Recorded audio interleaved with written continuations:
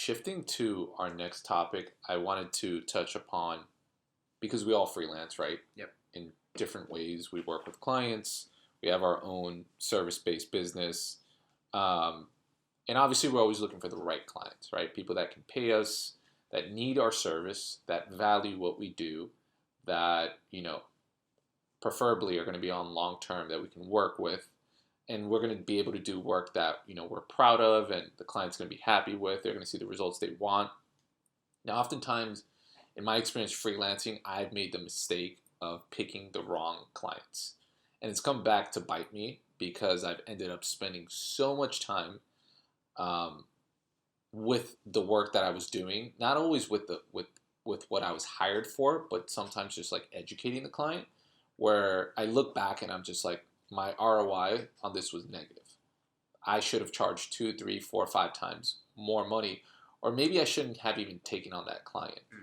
Um, so I'm curious to know if you guys have had any experience where you've picked the wrong client, and how would you define the wrong client? What are the characteristics, the watch outs that you would give anybody that's a freelancer, that if you see these dynamics in a client, just like run for the hills? Honestly, I worked with one client in particular that found me somehow.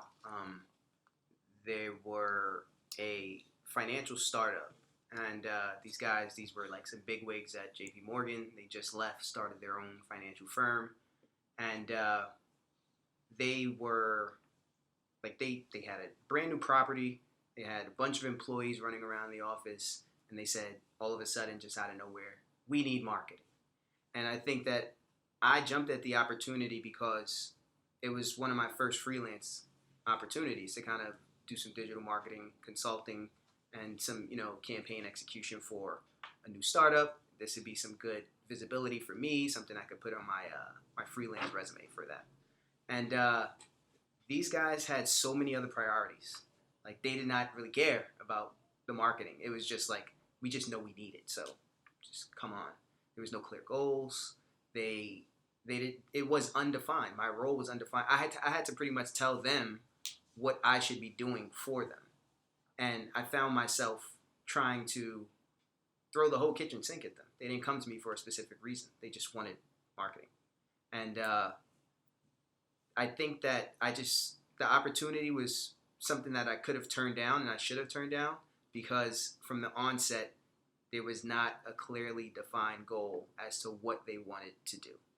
And I think that when it comes to choosing any client, you have to choose a client that is very kind of directive in what they need from you, and you can add some kind of tertiary things onto that will supplement that goal that they want to reach, versus just put you in a situation where it's like they just throw money at you and you just kind of just figure out their business for them. And that's one of the main experiences, in my short freelance career that I could, point to as to, sometimes the money's good, but if there's no longevity in the business itself and the relationship, and there's no clear ending, there's no end game in sight, where do you begin? So that situation kind of turned out a little stale because, when I went to suggest where we should begin for, where they are and the money they were willing to spend, I continued to get pushback. But you're not telling me what you want, and I'm telling you what you need, and there's not a clearly aligned And what goal. was usually the pushback? Like, they weren't buying into the strategy or what you were suggesting them to do, or Yeah. So it was the strategy that they needed to build awareness around their offering. The fact that they're a new business, no one knows them, right? But they keep talking about SEO. Like, what are you talking about SEO for when you don't even have like any content? What are you optimizing, right? Like, so we have to start with developing content so we can, get people actually to find you, whether it be on social, whether it be, via your own website, affiliate links, things of that nature. And then not only that, the strategy was presented to them and they say, okay, great. But then in terms of pricing, they think since they're in the finance game, they know what things are worth, the value. But in reality, if you've never done any marketing, digital marketing, or have any efforts out there in the marketplace. How do you know what anything's worth? Right. You're just trying to haggle me because you think you're negotiating, but reality, you're diluting whatever value I'm trying to present to you. So Yeah. it was two wrongs, the strategy itself and then the pricing in terms of the engagement itself. We just kept going back and forth, and I felt like I was getting nowhere. So Yeah. So that's like a common thing. Like one thing I personally don't do anymore is if the client doesn't have a marketing educated person that I can talk to, I will not work with them mm, because I'm not going to babysit and I'm not hired to teach somebody how marketing works so that then they can buy into my strategy. So in those kind of situations, I'm just like, it's not the client for me.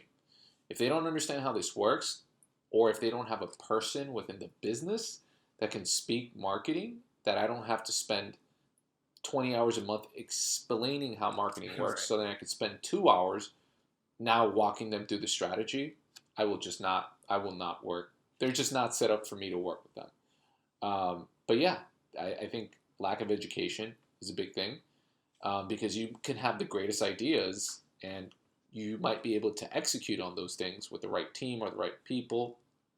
But if the client doesn't understand what you're doing or why you're doing it, and there's no buy-in, they might say, "Hey, we like those ideas, but we don't want to invest that money in the content." And then you're like, "Well, that's part of the strategy. We need to create the content to get right, these outcomes."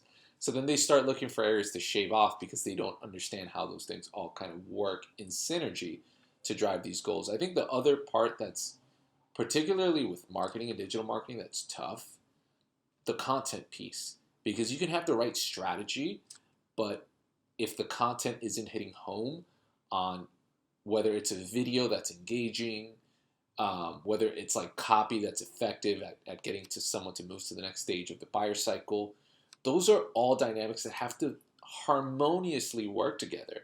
mm-hmm.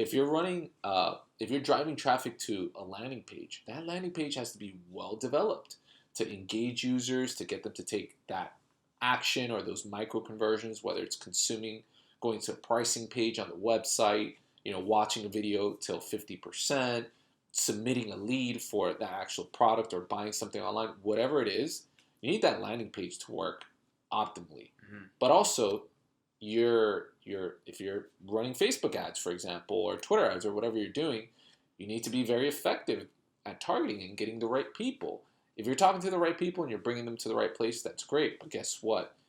If your creative message doesn't actually align with what's on that landing page and the experience, you might mislead people now. So now you have like 2 out of the 3 elements working right. So it's just kind of tough with marketing in general because you can come in as a freelancer, you can do a lot of things right, but then there could be all these other areas of the business that have nothing to do with your service, but you're getting judged on a set of outcomes, sales or leads, whatever it is.